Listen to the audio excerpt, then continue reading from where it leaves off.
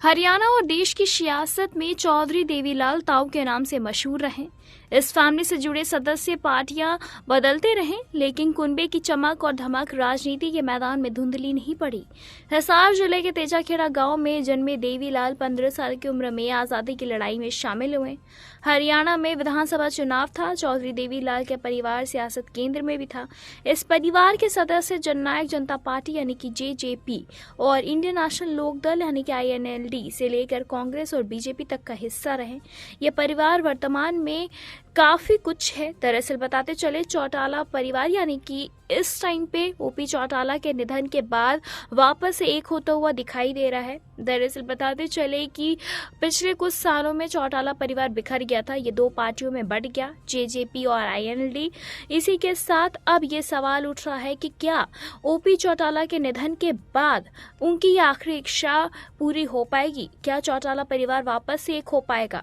दरअसल बताते चले कि क्या रणजीत सिंह चौटाला अपने भाई की अपनी आखिरी इच्छा को वो पूरा कर पाएंगे? क्या वो दुष्यंत और अभय चौटाला में सुलह करा पाएंगे? दरअसल बताते चले कि इसी के साथ ही ये खबर भी सामने आ रही है कि हो सकता है कि अंतिम संस्कार में जब पूरा परिवार एक साथ था तो ये भी कहने को हो सकता है कि शायद अभय चौटाला और साथ ही साथ दुष्यंत चौटाला में सुलह हो सकती है और वो आने वाले समय में एक साथ हो सकते हैं और जो भी आपस में मतभेद है वो सारे भुला के एक गठबंधन होगा और ये हो सकता है कि आने वाले समय में ये पूरा परिवार एक साथ खड़ा हो। फिलहाल बताते चले कि अगर हम बात करें देवीलाल के सियासी सफर की, तो देश की आज़ादी के बाद साल 1952 में पहली बार चुनाव हुए तो हरियाणा पंजाब का हिस्सा था और इसी के साथ 62 साल चौधरी देवीलाल पहली बार कांग्रेस से विधायक बने। उसके बाद वो 1957 और 1962 में भी पंजाब विधानसभा के सदस्य रहे। 1956 में पंजाब कांग्रेस के अध्यक्ष बने। उसके बाद देवीलाल ने हरियाणा को अलग राज्य बनाने की लड़ाई छेड़ दी और 1966 में हरियाणा राज्य बन गया।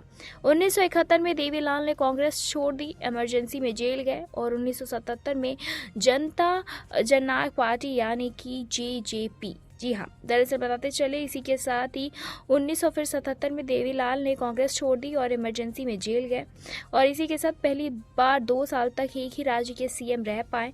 फिर 1987 में लोकदल बनाया। इसी के साल उन्होंने हरियाणा में सरकार बनाई। 1989 में वो जनता दल सरकार में शामिल हुए। उन्हें VP सिंह और चंद्रशेखर सरकार में उप प्रधानमंत्री की कुर्सी मिली।